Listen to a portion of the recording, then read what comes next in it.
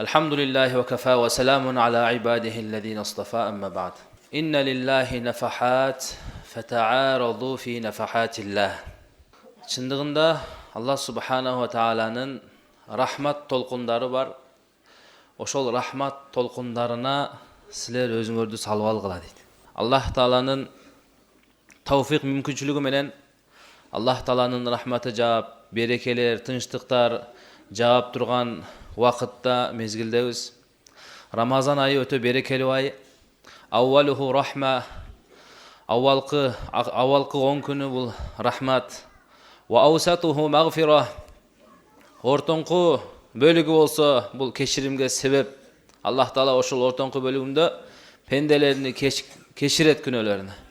Ва ахируху итқун минан ниран жана Рамазандын акыркы 3-чү бөлүгү болсо, акыркы 10 күндүгү бул тозоктон боштондукка чыгаруу. Тозокко кирүү, күнөөлөрдүн себебинен тозокко кирүү зарыл болуп калган адамдарды Аллах Субхана Таала кармаган орозолордун себебинен, окуган намаздарынын себебинен, ибадаттарынын себебинен Аллах Субхана Таала разы болуп туруп, аларды тозоктун отунан азат кылат. Бир узун хадисте пайгамбар саллаллаху алейхи ва саллям айтат: Рамазандын ар бир күнүндө Аллах Субхана Таала өзүнүн пенделеринин ичинен кайсы адамдарга тозокко кириштик зарыл милдет болуп калган болсо, ошол адамдардан күнүгө Аллах Таала 1 миллион адамды тозоктон боштондукка чыгарат. Тозоктон азат кылат. Ал эми Рамазандын качан? Рамазандын акыркы күнү, акыркы орозо күнү болгон күндө Аллах Субхана Таала Рамазан ичинде канча миллиондогон адамдарды тозоктон азат кылган болсо, дагы ошончону коштуруп Аллах Таала тозоктон боштондукка чыгарат. Ошол күндөрдө Аллах Субхана Таала бизге насип кылып атат. Хадистин уланысында пайгамбарыбыз айтат: качан айттын кечеси болгондо, ачыктап айтканда, эртең айт болот деген түнү алтун лейлатул жаиза.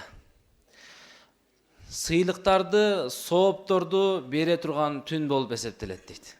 Адам 30 күн розо кармады, 30 күн бою таравихте турду, жалган сүйлөгөн жок, бирөөнү капа кылган жок, жакшы амалдарды кылды, ооз ачырды, нафил амалдарды, ибадаттарды көбөйттү. Эми ошол кылган амалдарынын сообуну Аллах Субхана Таала ошол түнү берет дейт. Ал эми качан айт күнүнүн таңы болгондо Аллах Субхана Таала периштелерди жерге түшүрөт. Периштелер болсо шаарларга түшүп, ар бир көчөнүн боюнда туруп жар салышат. Ал периштелердин жар салганыны, жарыя кылгандыгыны инсан менен жиндерден башка бардык махлуктар угат. Периштелер: "Эй адамдар, о Аллахтын пенделери, кечиримдүү болгон жана берешен болгон өзүңөрдүн Роббиңер тарапка карап баскыла, ачыктап айтканда айт намазы үчүн чыккыла" деп. Качан адамдар айт намазы үчүн чыгып, айт намазына келип чогулганда, Аллах Субхана ва Таала ошол учурда периштелерине кайрылат. О периштелерим, ма жазаул ажири иза амила амалаху. Кайсыл бир ишкер өзүнүн ишини толук аткарса, ага кандай мамиле кылыныш керек дегенде, периштелер айтышат: "О биздин Роббибиз, ишкер эгерде өзүнүн кылган ишини толугу менен аткарса, анда ага анын сыйлыгы дагы толук берилиш керек" дейт. Ошондо Аллах Субхана Таала периштелерге айтат: "О периштелерим, силер күбө болгула. Ушул пенделерим кармаган орозолорунун себебинен, окуган таравих намаздарынын себебинен, кылган амалдарынын себебинен, ихсандарынын себебинен мен булардан разы болдум" дейт да. Аллах Субхана Тааланын разычылыгы бул бардык нерседен жогору турат. Аятта Аллах Таала айтат: "Ва ридванун миналлахи акбар". Аллах Тааланын разычылыгы бул бардык нерседен жогору турат. Эми Аллах разы болсо бир адамдан, ал адам кантип бактысыз болуп калсын да. Бир адамдан Аллах разы болсо, кантип ал адамдын жашоосунда берекесиздик болсун. Аллах эгерде бир адамдан разы болсо, кантип эле ал адам ийгиликке жетпей калсын. Дүйнө жана ахиреттин жакшылыктарына жетпей калсын. Кантип эле ал адамга зыян жетип калсын, эгер кайсы адамдан Алла разы болсо. Андан кийин болсо адамдар качан намаз окуп, амалдарыны кылганда, Алла субхана таала эмне кылат? Ошол кезде намаздарын адамдардын бардыгы айт намазына чогулганда Алла субхана таала пенделерине кайрылат: "О менин пенделерим, салуни, менден сурагыла. Силер менден ахиреттин маселеси жөнүндө, ахиретиңер тууралуу менден сурагыла, мен силерге берейин" дейт. Демек ошол айт күнү, кубаныч күн, 30 күн бою амал кылдык, ибадаттарды кылдык, орозо кармадык. Эми Аллах таала ошол кылган амалдардын себебинен разы болот. Разы болуп туруп Аллах айтып атат: "Дуа кылгыла, мен силердин дуаңарды кабыл кылайын" дейт. Демек ошол күнү биз көп ахиретибизге сурап алыш керек экенбиз. Амалдарды көбөйтүп, айт күнү амалдарды, ибадаттарды, дуаларды көбөйтүп өзүбүздүн ахиретибиздин маселесин чечип алайлы. Аллах өзү айтып атат: "Дуа кылгын, мен сенин ахиретиңди чечип беремин" дейт да. Кабырга тиешелүү: "Я Алла, мен кабырымды кенен кылгыны, мункар жана накирдин суроосуна мага толук жооп бергенге мүмкүнчүлүк бергин, я Алла. Кабырдан тирилгенде, я Аллахым, эки топ болот: мусулмандардын жана имансыздардын. Мени мусулмандардын катарында, имандуулардын катарында тирилткин, я Аллах" депчи. Мага амал китебимди оң колумдан берген, я Алла, сол колумдан бере көрбө, я Аллахым. Амалдар таразасында менин жакшы амалдарымды салмактуу кылгын. Сырат көпүрөсүнөн өткөндө мени чагылгандай тез өткөргүн. Эртең сенин алдыңа жалгыз турганымда эсеп кысап бергенимде мага райым кылгын, я Аллахым. Мени жана бүткүл үммөттү, я Аллахым, биздин күнөөлөрүбүздү кечирип, биздерди тозоктон куткарып, бейишке киргизгин деп туруп, жакшы көп дуа кылыш керек экенбиз. Жана өзүңөрдүн бул дүйнөгө тиешелүү дагы өзүңөрдүн муктаждыктарыңарды сурагыла, мен аны карап көрөмүн дейт. Пенде чындыгында дуа кылат экен, кээде билбейт экен ага пайдалуубу же зыяндуубу. Кээде зыяндуу нерсени сурап алат экен. Кандай эле жаш бала мисалы үчүн бир бычакты сураса, ата-энеси эмне кылат? Бычактын ордуна анын колуна бир момпосу берип коет, таттуулукту берип коет. Ошол сыяктуу кээде инсан Аллахтан сурабай турган нерсени сурап алат экен. Ага зыян боло турган, дүйнө акыретине зыян боло турган нерсени сурап алат экен. Аллах субхана таала эмне дейт? "Фаанзура", мен карап көрөмүн. Эгерде ошол нерсе сага пайдалуу болсо, анда мен сенин дуаңды текке кетирбеймин, дуаңды кабыл кылам дагы беремин сага дейт. Эгерде ал нерсе сага зыян болсо, анда мен анын ордуна башка нерсе беремин. Анын ордуна мен сага акыретте чоң сыйлык, соопторду беремин дейт. Ушинтип элдердин бардыгы намаз окуп бүткөндө, айт намазын окуп бүткөндө, Аллах субхана таала пенделерине айтат: "Куму магфуран лакум", силер кечирилген абалда ордуңардан тургула деп Аллах субхана таала айт намаздан кийин инсандын бардык күнөөлөрүн кечирер экен да. "Силер мени ыраазы кылдыңар, мен силерден ыраазымын" деп Аллах субхана таала жүрөктөргө тынчтык, бейпилдик, береке берет. Демек, Аллах тааласы менен бизге майрамдарды берген. Майрам деген нерсе бул инсан өзү түзүп ала турган нерсе эмес, балким Аллах таала тараптан белгиленген нерсе. Майрамда Аллах субхана таала эмне белгилеген майрамдарды эгер майрамдай турган болсо, анда Аллах субхана таала сөзсүз жүрөккө сүйүнүч берет.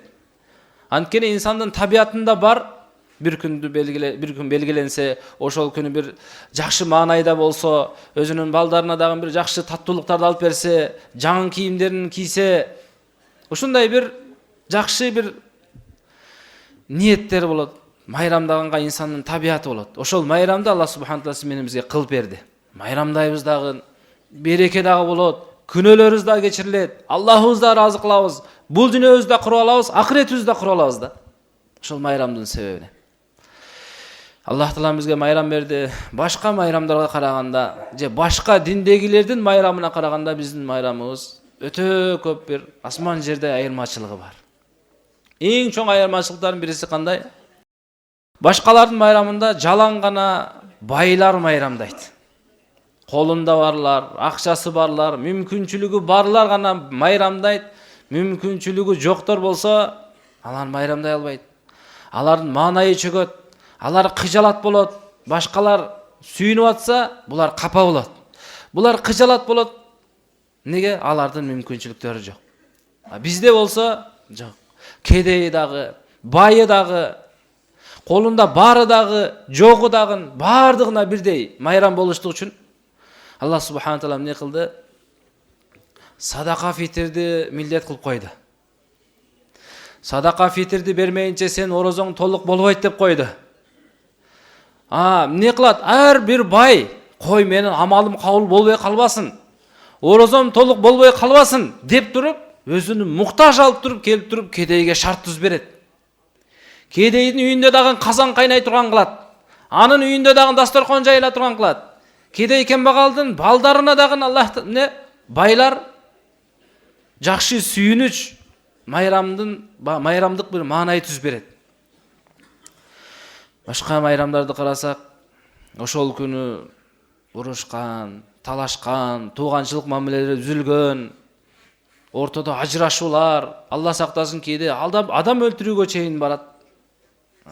Бул майрамда болсо Алла субхана таала жүрөктөргө тынчтык салып койгон. Араздашып жүргөндөр, урушуп талашып жүргөндөр, бири-бирине наразы болуп жүргөндөр ыраазы боло турган күн. Бири-бирине капа болуп жүргөндөр бири-бири менен жакшы бир мамиледе болуп кечирише турган күн. Жүрөгү сынгандар кайра ошол сынган жүрөктөрүн кайрадан бир бекемдеп, түздөп, маанайын ача турган күндөр да. Ошон үчүн ошол күндөрдү сиз менен биз жакшы өткөрүп, талаптагыдай ал күндөрү амалдарыбызды көбөйтүш керек экенбиз, ибадаттарыбызды көбөйтөлү, зыяраттарды көбөйтөлү. Өзүбүздүн жакындарыбызга, туугандарыбызга, ата-энебиз, бир туугандарыбыз, досторубуз. Ошол менен биргеликте Аллах таала кайсы нерсени майрам кылгыла деген болсо, майрамдаш керек да. Кубанычтуу күндү биз кайгылуу күнгө алмаштыра албаш керекпиз. Ошол күнү кайсы амалдар кылыныш керек болсо, ошолорду кылабыз. Кайсы амалдарды кылыш шариатта жок болсо, мисалы үчүн биз жерге барып Куран окумай, мүрзүлөргө барып Куран окуу, бирөөрдүн кайыш болуп кеткен бир атасына же байкесине барып Куран окуу, ал эми бир жакшы майрамдык маанай менен бир амалдарды кылайын, ибадаттарды кылайын, зиярат кылайын, элдер менин үйүмө конокко келсе, алар менен жакшы отуруп, баарлашып, сүйлөшүп, маанайды жакшы кылайын деген жеринен ага биз сүйүнүчтүн ордуна барып кыжалачылык туудурсак, анда бул нерсе болбой калат. Андыктан ошол күнүс менен биз көп зыяраттарды көбөйтөлү. Анан өзүбүздүн мүмкүн болушунча балдарыбызга, кыздарыбызга, жаш балдарыбызга майрамдык маанай түз берели. Ошол күндүн айт бул мусулмандын майрамы деп кийинки жылы кайра күтө тургандай кылып биз аларга шарт түз берели. Эмне үчүн башка майрамдарга жаш балдар көбүрөөк кызыгат, мусулмандын айт майрамына анча кызыкпайт. Анткени биз өзүбүз ошол күндү кубанычтуу күндү кайгылуу күнгө айландырып алат экенбиз.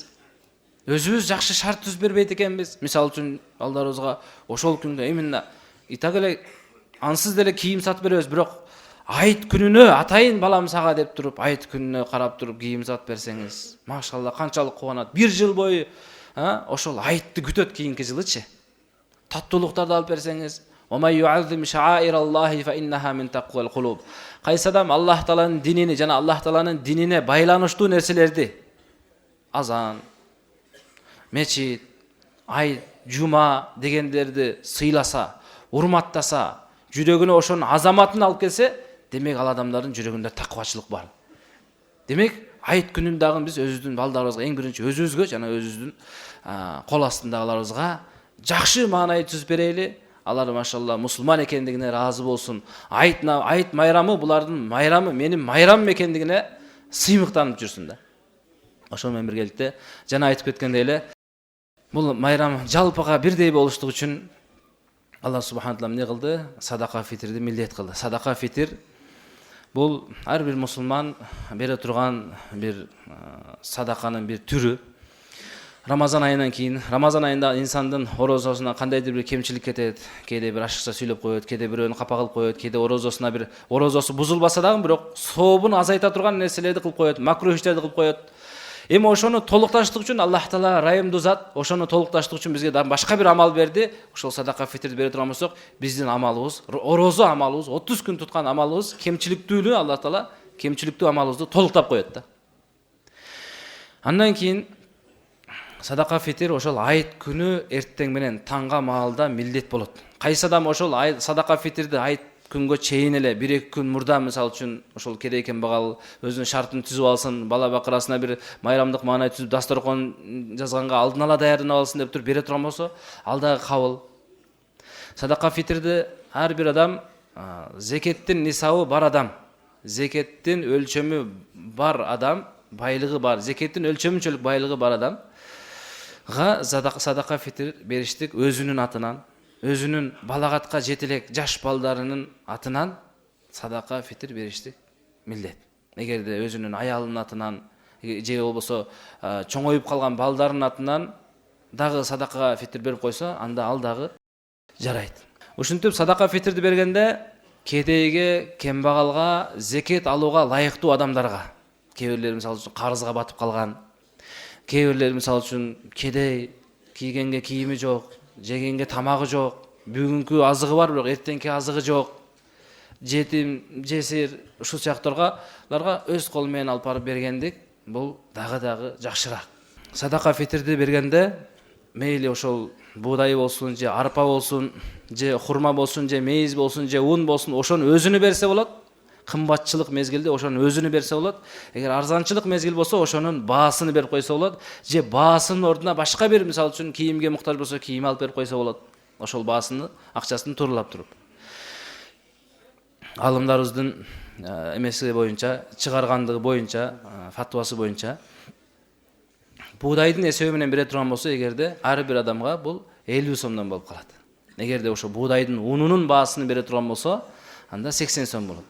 Эгер арпанын баасын бере турган болсо, анда ар бир адамга 90 сомдон бериш керек болот. Ошол сыяктуу эле эгерде мейиздин баасын бере турган болсо, анда 750 сом болуп калат бир адамга. Ал эми хурманын баасыны, финиктин хурманын баасын бере турган болсо, анда 900 сомдон болот. Мүмкүн болушунча эң акыркы деңгээлини тандабай, баягыдай Аллах бизге берген нерселерден мындай бир сактап калып, анан азыны берип эмес, көбүрөөк бергенге аракет кылыш керекпиз. Жок эле дегенде орточосуну бергенге. Эң азы баягы буудайдыкыны 50 сом эмес, балким андан кичине көбүрөөк. Мейиздикини же андан да жакшыраак, хурманыкыны Алла берген болсо, башкаларга да берели. Башка бир кедей кембагалындагы үйүндө казанына от жагылсын, балдары дагы жаңы кийим кийип калсын, балдары дагы бир майрамдык маанай болсун. Анын жүрөгүнө келген бир сүйүнүчтүн себебинен Аллах Таала ыраазы болуп туруп, сиздин жүрөгүңүзгө сүйүнүч салат. Ошентип Аллах Субхана Таала менен бизге ушул берген майрамды, ушул улуу күндөрдү амалдар менен, ибадаттар менен, Аллах ыраазы боло турган жакшы амалдар менен өткөрөлү. Аллах Таала баардыгыбызга амал кылганга тауфик мүмкүнчүлүк берсин.